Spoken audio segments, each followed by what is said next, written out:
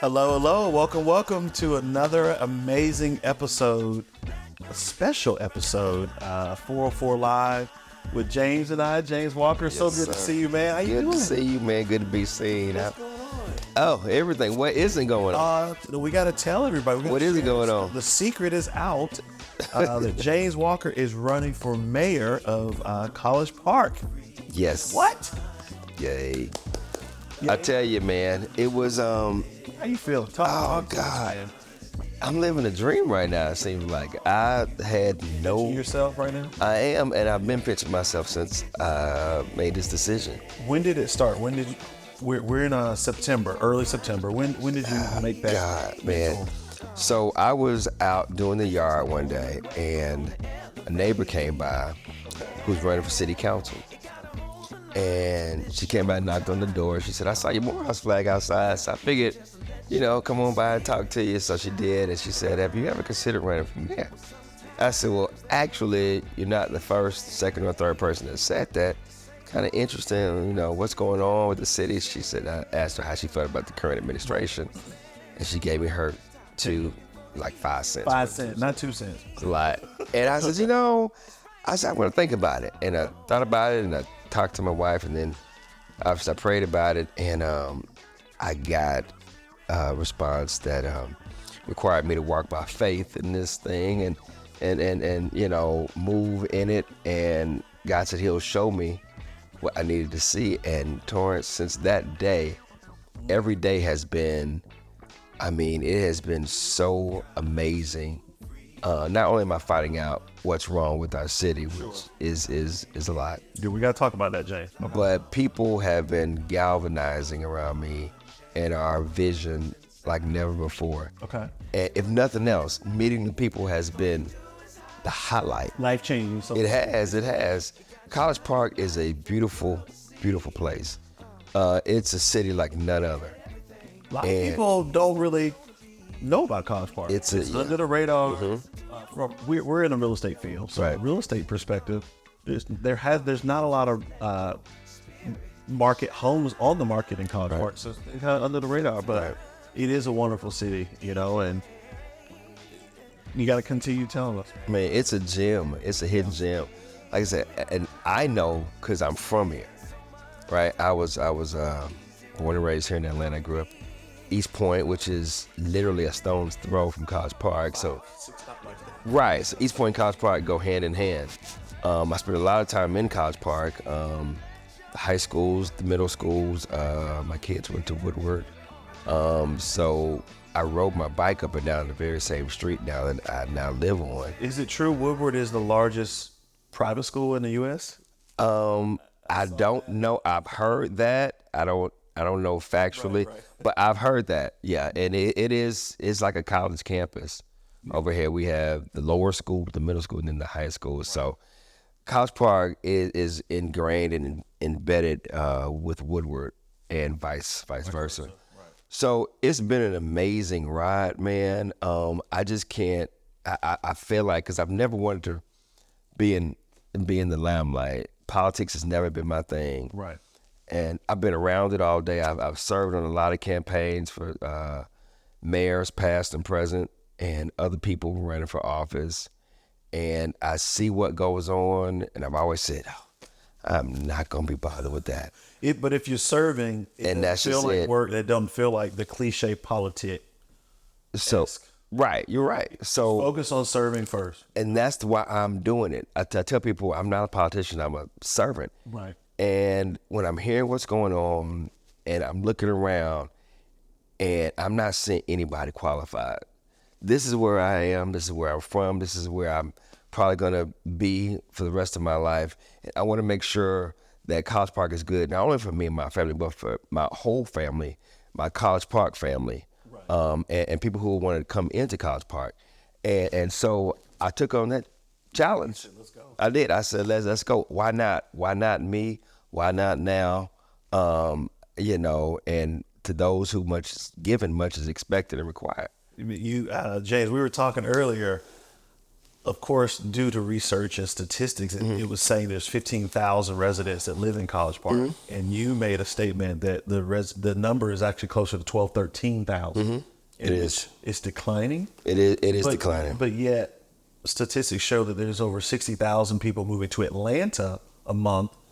How can that resonated with you that there's a decline? And yeah, there's a decline for a number of reasons. One, people are moving out of College Park. There's really no affordable housing in College Park, and crime is out. I mean, we're number one in the state of Georgia in crime. Wow. The FBI has dinged us as one of the most dangerous cities to live in. And when you have a population of just under 13,000 people, and of that 13,000, Torrence, only 3,000 plus own homes. So you have about 80% renters, 82% renters.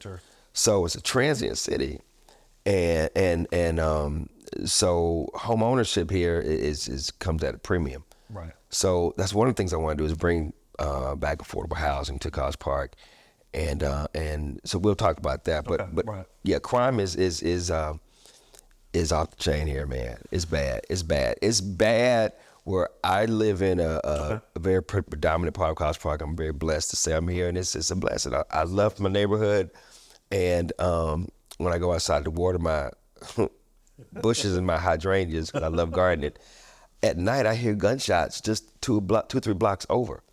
My Ring doorbell, my neighborhood watch pops up, car break-ins night after night after night after night.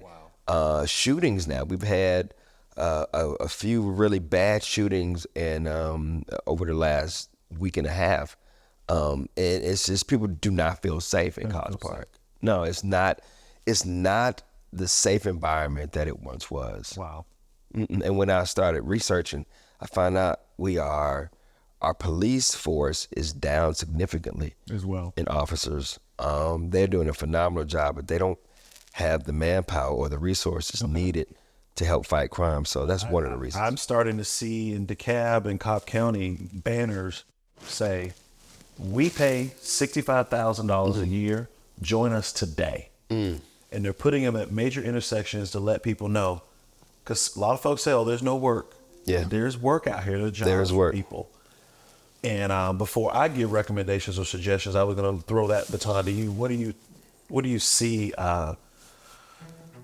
What will be your push, man, on the crime piece? Well, first of all, we have to be competitive in salaries. Yeah. When I talked to several of the officers, and they just got a tiny raise, which was not anything comparatively to what other officers make. I know, I think in Brookhaven, they're starting them off at $70,000 with a signing bonus. Small city. Yeah, another small city. Right. And so they're not comparable with the salaries, nor can our officers take their police cars home. Every other municipality I've spoken with, the officers can take their cars home. College Park cannot. And I still haven't been given a clue. You don't know why. Or hasn't been given. No. So, and we have people that live as far as Covington, Gwinnett County. These officers have served College Park for years. So they feel like they've been forgotten about on that front. They're phenomenal, but they can't do it by themselves. Crime is continuing to go up.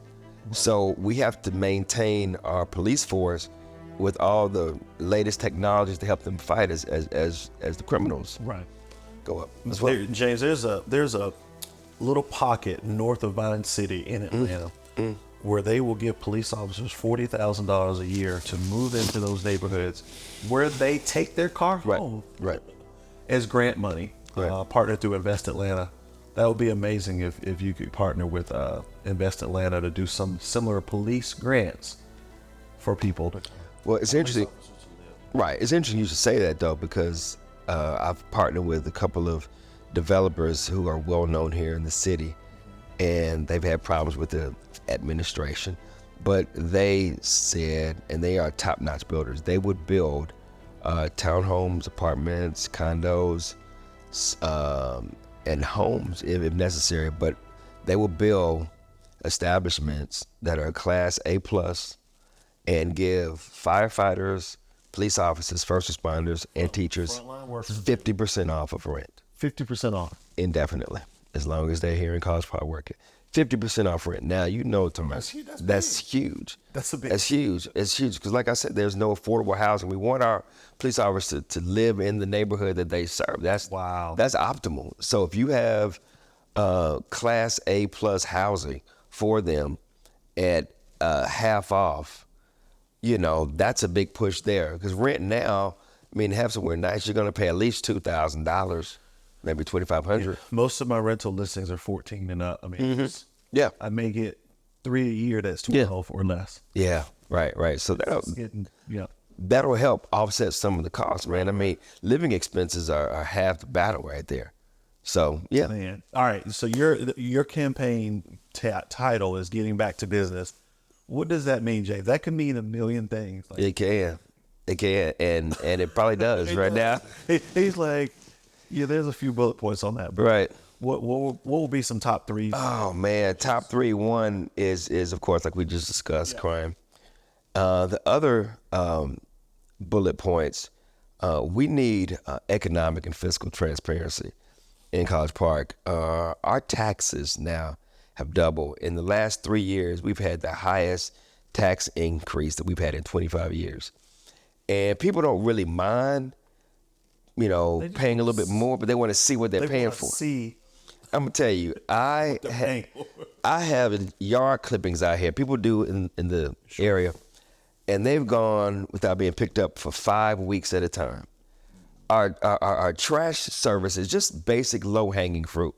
Sure. We have to get trucks from East Point to come pick up our trash. I could not believe it. I was driving around canvassing the other day, and I saw an East Point garbage truck, and I asked, I said, "This is not East Point." Last time I checked, it said, "No, it's not. It's College Park." Right. But you all have outsourced us to help you pick up trash. Why is that? When we have a budget, and I'm told of over $165 million a year.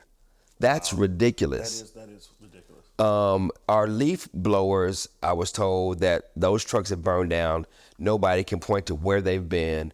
It's just ridiculous. The services that we pay for are not applicable. Wow. And are not commensurate to the taxes. The taxes. So that's part of what we got to do to get back to business. We got to let people know what we're doing and have them buy in on some of the things that make just common sense for people here in College Park. There's I know you're a big HOA guy, so you know back in the day, or just in real estate, there's initiation fees. Yep. Just to jumpstart a kitty for a subdivision to have monies. Well, one thing I noticed in Powder Spring, city of Powder Spring, was there was like an initial kitty or initiation fee that I had to pay to get trash services.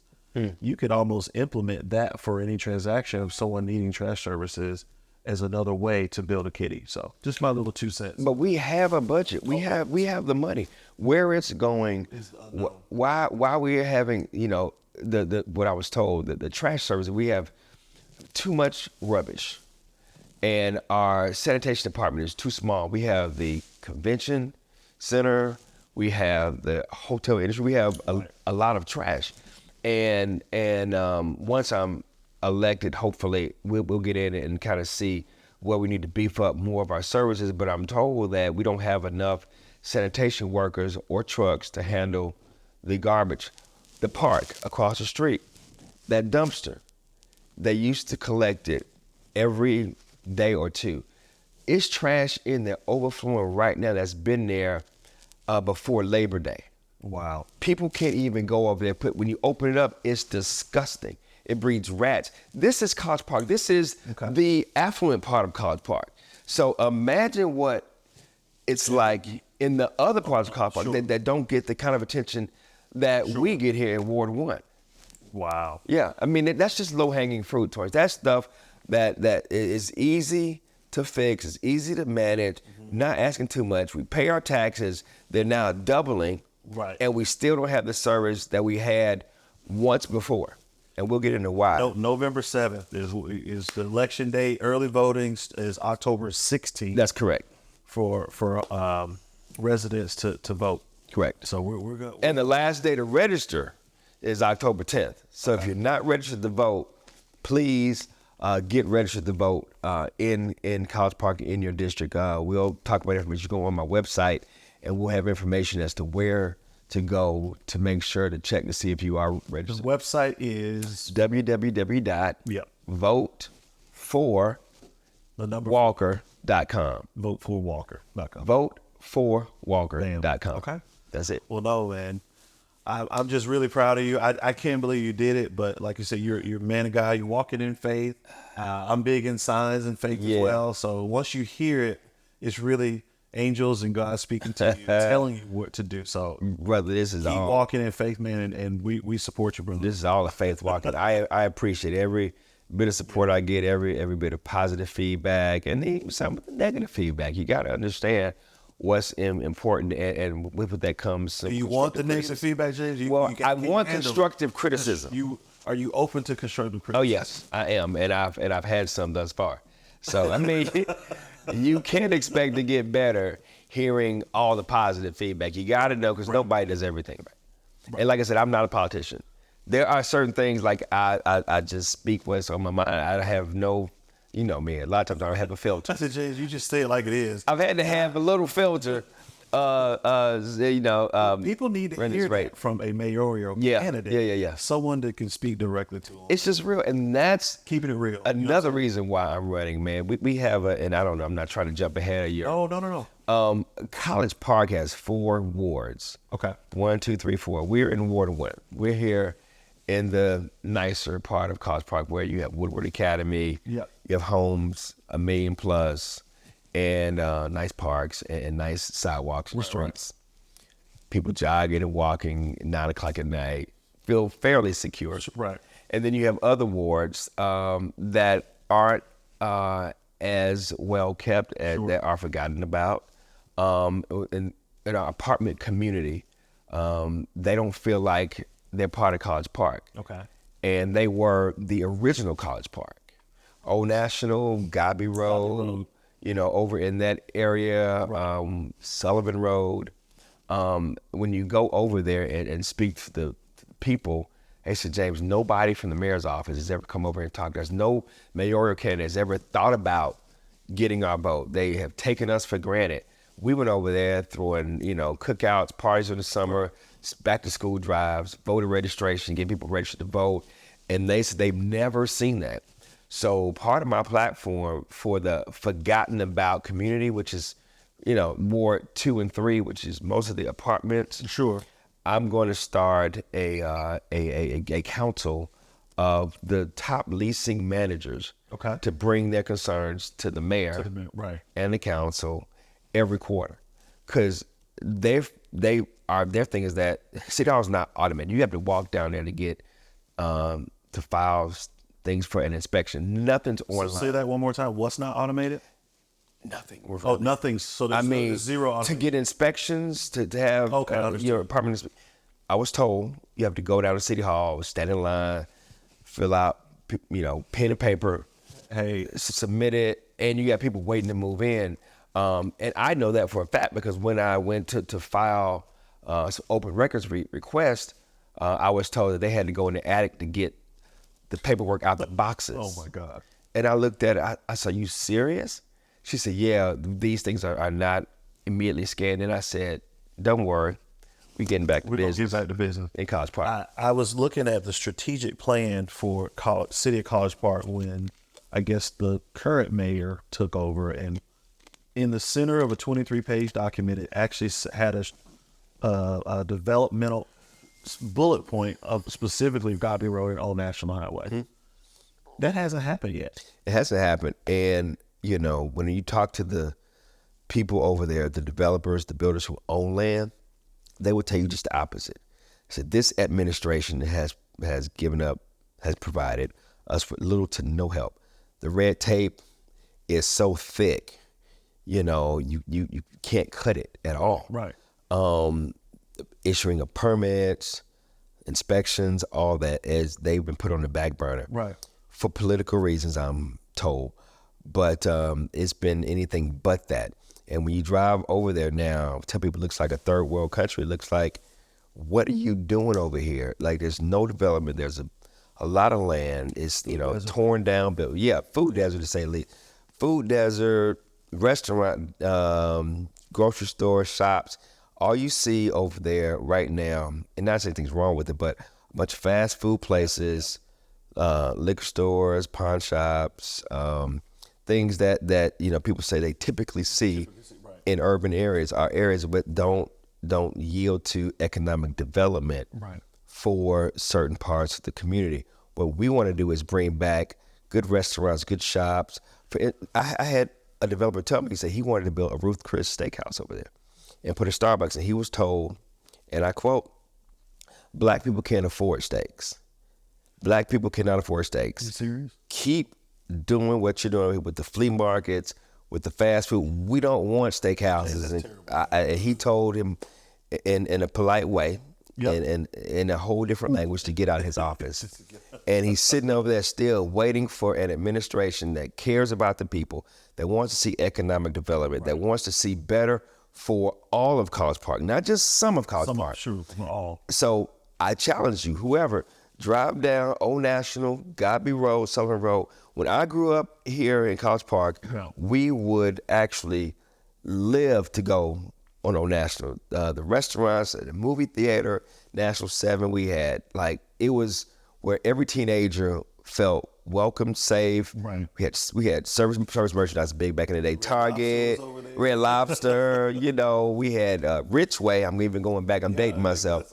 But my whole point is we had stores, we had shops, we had restaurants, we had family-owned businesses that made you feel like you were in an affluent part of town, a good middle-class part of town. Right. Not so much now. I think back to other successful things that I've heard just in my 20-year career of real estate were sliding scales. The High Point neighborhood was a big project that JLW Homes came in and took over our University and Pryor, right at that intersection. And they did a 10-year sliding scale. The first year I bought my house at the age of 23, my taxes were $244. Every year, my tax bill went up slightly on a 10-year sliding scale. Okay. That is an amazing way to bring businesses in on doing a sliding scale on tax base. Other really cool things that we've seen, and you got it. I'm sure you're familiar with this with Novar, Novar, 12 Centennial, 12 Atlantic Station. They were offering TAD units. Homeowners could get a 1-bedroom for $144,000. They could get a 2-bedroom for $155,000. They had to live in that home for 5 to 10 years. I can't recall the exact year, but the retail was almost $150,000 more. Right. So they were discounting it by $150,000 just to have that. So James, I'm excited to continue giving you feedback, man. Their programs, man, that we need people like yourself to come in with, these new innovative ideas on how to boost our economy and stimulate growth in College Park, provide affordable housing, safe streets, safe neighborhoods for our citizens. We have to have a buy-in from people who are smarter than us, who want to come and do business in College Park, that feel welcome, that feel like, I can make a difference in College Park. We have to partner to make this a better place. What are the best ways, man, to get the neighbors or get the residents without it turning into a finger pointing? What's the best way to have the neighbors voice their concerns, and maybe how do you act upon those things if you were to become mayor? That's hopefully when I become mayor. Yeah. Hey, I received hey. Right. Words are powerful. Words are very powerful. So that's actually part of my initiative. It's called One College Park. Oh, all right, okay. One College Park, and we'll have T-shirts to say One College Park too, but that's later. What we're going to do, because I was talking about the disparity between the different wards in College Park, I'm going to comprise a council of citizens, a committee, a group of concerned citizens in every ward, primarily people who've been there for 20, 30 years, who know the community, who've seen it change from good to bad oh my God. They're going to meet with the mayor and the city council leaders every quarter as well to address concerns that affect their particular ward in College Park. Concerns, we all have the general concerns that are common. Crime, taxes, but certain parts of College Park have other needs that go forgotten about. Okay. They are not addressed. And then when it comes election time, you have people who are in administration. That's the time they want to come out and act like they care. Well, you should have been doing that all throughout the year. So I want to meet with people in the community once a quarter to hear, how are we doing as your elected officials? How are we serving you? And how can we serve you better? Beyond, this is what I'm going to do, flip it. Exactly. Say, how are we doing? How are we doing? And they'll tell you. They'll make no bones about it. They are very assertive, very opinionated. I love them about what it is that they feel the government, their elected officials are and are not doing. So if we stay on top of that once a quarter, and we're holding you to it. Oh, you can hold me to it. Okay, all right. I tell people, if I don't do good, if I don't do right, vote me out. I mean, we are elected to serve. We're not elected to put forth our own personal agendas. Wow. And the only reason why we are elected to serve, is because that's what we're called to do. And we've forgotten about that. At least this administration has. And people feel like they don't matter, so they don't vote, so they don't register to vote, because they think that, why should I vote? Why should you vote? Right. It doesn't matter anyway. So we got to change that narrative. Torrence, this is a movement. This is not just an election. This is a movement to revitalize College Park from the ground up. The history of College Park is amazing. I know we're going to take a break and cut, but I mean, with over 880 places on the National Historic Registry, it just has so much history here. It does. We can't let it slide. Right. We continue to elevate as a city. We do, and not forget about those whose backs and whose shoulders we stand upon. In College Park, it's great. It's great. So we got to do a better job. Hey, it's gonna happen, James. Yeah, it's gonna happen. Yeah, definitely.